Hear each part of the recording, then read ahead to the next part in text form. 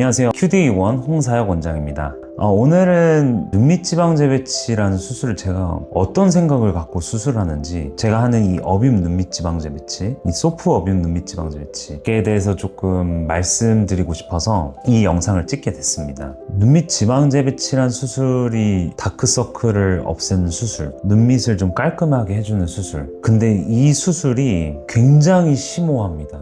정말 깊은 지식을 갖고 있어야 된다고 생각을 해요. 정말 확고한 플랜, 그리고 좀 제대로 된 아이디어, 수술에 대한 깊은 이해가 필요하다고 생각이 듭니다. 제가 성형외과 의학 박사인데 수료를 한 지는 굉장히 오래됐어요. 2020년? 그때쯤에 박사 수료를 이미 한 상태인데 제가 계속 졸업을 못하고 있었어요. 왜냐면 박사 졸업 논문을 쓰는 게 난이도가 매우 높기 때문에, 이게 박사 수료만 한다고 박사가 되는 게 아닙니다. 졸업을 해야 돼요. 이게 하늘과 땅 차이예요. 사실 이 박사 수료를 하는 것과 졸업을 한다는 것, 정말 제대로 된 SCI 논문, 그리고 SCI 논문만 되는 게 아니고 엄청난 혹독한 심사평가가 있거든요. 제가 가장 자신 있고 쓰고 싶었던 주제가 이 눈에 대한 지방 재배치입니다. 이런 논문이 있어요. 한계궁 박리 및 지방 재배치를 통한 함몰 안검의 수술적 교정. 함몰 안검이라고 하는 건 이제 눈 위쪽입니다. 지방 재배치란 주제가 이제 위, 아래 이제 다 포함이에요. 그러니까 예를 들면 이제 요런 것들이 있어요. 이 스펙트라라는 프로그램으로 실질적으로 지방을 재배치를 했을 때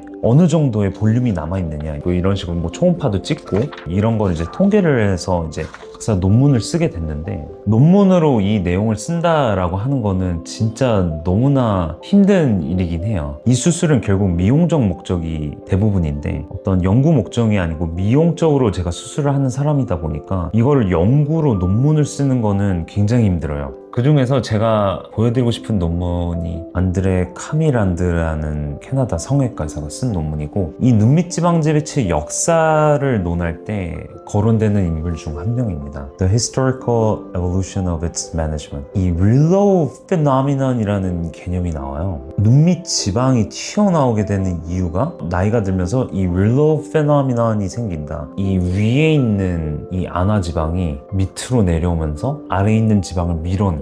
많은 논문들이 이 논문을 인용을 합니다. 사실상 이 이론은 맞지가 않습니다. 눈밑 지방을 제거를 하거나 재배치를 밑으로 한다고 해서 눈 위가 꺼지지가 않습니다. 저는 처음에 이제 이 논문을 쓸 때 내가 알고 있는 임상적 경험과 매우 다른데 라는 생각을 했어요. 근데 이제 논문을 이제 보다 보니까 이 윌러 페노미넌이라는 거를 굉장히 많이 인용을 하더라고요. 제가 이렇게 말을 하고 싶은 건, 사실 고민을 했어요. 왜냐하면 제가 알고 있는 이 내용을 이 영상으로 공유를 한다는 것 자체가 어떻게 보면 저의 비기를 노출하는 것과도 같은 생각이 들지만, 네, 그럼에도 불구하고 저한테 수술 받으시는 분들이 아시면 매우 좋을 것 같아서 이런 영상을 찍게 됐습니다. 어떤 수술을 할 때 이제 이 수술에 대한 역사와 현재 어떻게 진행이 되고 있는지 그걸 이제 다 보고 이제 수술을 시작을 하죠. 눈밑 지방 재배치의 역사가 있습니다. 튀어나온 지방을 제거하던 시대, 그러니까 이제 눈밑 지방 제거만 하던 시대가 있었어요. 이게 이제 80년대까지 지방이 튀어나와 있으니까 튀어나온 걸 제거하면 좋아진다. 하지만 나이가 들어서는 10년, 20년 뒤에 나이 들어 보이는 눈이 되는 거예요. 왜냐면 이 지방이 굉장히 소중하거든요. 이 지방을 절대로 제거를 하면 안 됩니다. 문제는 지방이 아니라 지방의 위치다. 필요한 만큼만 제거하자 라는 개념이 등장하고, 그 다음에 이제 혁명적인 변화가 일어나요. 이 사람이 굉장히 유명한 사람이죠. 이제 함라라는 사람. 이 사람은 눈밑 지방이 많은 게 아니라 눈물꼬랑 아래가 꺼져 있어서 상대적으로 튀어나와 보이는 것이다. 이 눈물꼬랑이라는 이 개념을 대중화시킨 게 이 함라라는 사람이에요. 이게 이제 1990년대입니다. 그러다가 이제 눈밑 지방 재배치라는 수술이 이제 발전되기 시작해요. 그래서 2000년대는 이 눈물꼬랑 인대라는 개념이 더 올라오기 시작했고, 2010년대는 단순 지방 이동이 아니라 인대 박리라는 개념이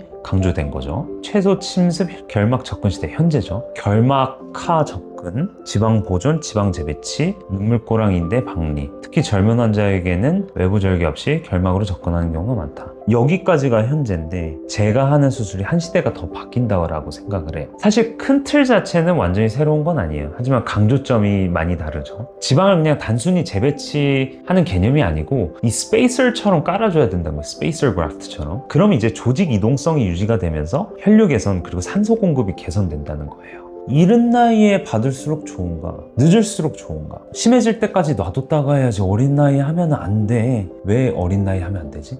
그냥 막연하죠. 막연해요. 챗GPT에 물어보겠습니다. 눈밑 지방제 배치는 일찍 받을수록 좋아? 늦게 받을수록 좋아? 눈밑 지방제 배치는 나이로 결정되는 수술이라기보다 구조적 문제가 있을 때 하는 수술이라고 보는 게 맞아. 굳이 기다릴 필요 없어. 젊을 때는 피부 탄력이 좋고 회복이 빠르고 그래서 결과도 좋은 편이야. 너무 늦게 받으면 단순 재배치만으로 부족한 게 많아. 나이가 많아질수록 추가 시술이 필요해 라고 답변을 합니다. 저는 일찍 받을수록 유리하다고 생각합니다. 왜 이 수술을 일찍 받을수록 유리하냐? 눈물꼬랑 인대가 피부랑 뼈를 이렇게 잡아당기는 유지인대거든요. 유지인대란 말은 기능적으로는 다릅니다.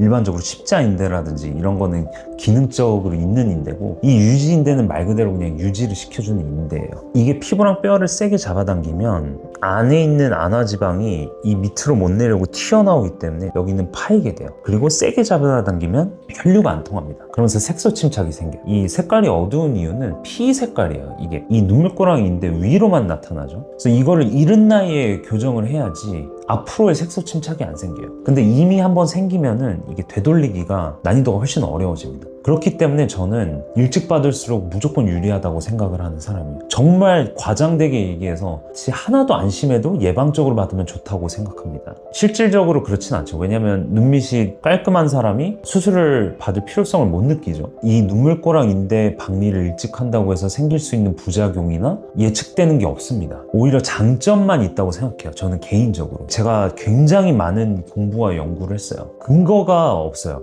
또 한 가지 제가 얘기하고 싶은 거는 굉장히 많은 질문을 받아요. 눈밑 지방이 좀 꺼져 있고 부족하기 때문에 지방 이식을 같이 해야 된다고 얘기를 들었다. 제 개인적으로는 굉장히 이 의견에 반대를 하는 사람입니다. 이 수술이 단순히 지방 이식으로 공간을 메우는 수술이 아니에요. 그러니까 꺼져 있으니까 공간을 메워야지 다크서클이 해결된다가 아닙니다. 절대로 아니에요. 이 스페이서 그래프트 역할을 못해요. 결국에는 이 수술이 잘 되고 결과가 좋으려면 이 눈물꼬랑 인대를 박리를 하는 게 끝이 아니에요. 그럼 끊어주기만 하면 되겠네라고 생각할 수 있어요. 그럼 어떤 일이 생기냐면 새로운 유지인대가 생겨요. 그렇기 때문에 재발을 하게 되죠. 박리해준 그 눈물꼬랑 인대를 띄우고 사이에 이 공간이 있어야 돼요. 그래야지 다시 안 붙어요. 공간을 지탱해 줄 수 있을 정도의 힘이 있어야 되고, 그게 이 안화 지방이라는 피판입니다. 일반 지방 이식은 공급되는 혈관이 없죠. 지방을 뽑아서 넣어요. 그래서 흡수가 되는 겁니다. 볼륨은 채울 수 있어요. 근데 이 눈물꼬랑 위입니다. 피부 표면과 이 눈물꼬랑인데 이 사이 공간 있죠? 여기다가 넣으면 볼륨은 당연히 나와요. 근데 이 눈물꼬랑 인대를 뼈에 다시 붙지 않게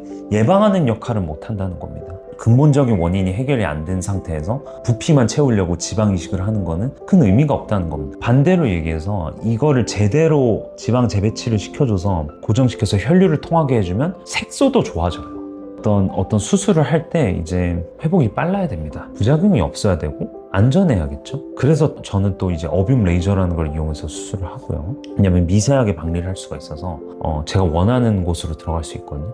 단점이 있는데 피를 하나도 안 내면서 수술을 해야 됩니다. 피가 나는 순간 이 레이저가 에너지 전달이 안 돼요. 그러면서 박리가 안 됩니다. 근데 물론 피를 잡아야 되는 포인트가 무조건 있고, 그런 경우에는 피를 잡는 기구를 같이 사용을 합니다. 그래서 난이도가 매우 높아요. 그래서 제가 처음 쓰는 것 같아요. 그리고 최근에 또 제가 이제 하고 있는 이 소프 어뷸 눈밑 지방제 배치는 결국 이 개념이 피부 주름에는 직접적인 효과는 없어요. 그래서 하안검이라는 수술을 하게 돼, 피부를 자르는. 근데 이제 제가 하는 이 노컷 하안검, 소프웨이브라는 피부 장비로 진피층을 피면 피부 주름까지 저는 가져가려고 하는 겁니다. 이제 정말 최상의 결과를 얻으려고 좀 끊임없이 노력을 하고 있습니다. 굉장히 길게 얘기를 했습니다. 이런 생각을 갖고 제가 수술을 하고 있고, 앞으로도 더 발전을 시킬 거고요. 지금보다도 더. 저한테 받으시는 분들은 이제 한 번의 수술로 눈밑 효과를 영원히 가질 수 있게 라는 생각으로 저는 수술을 합니다.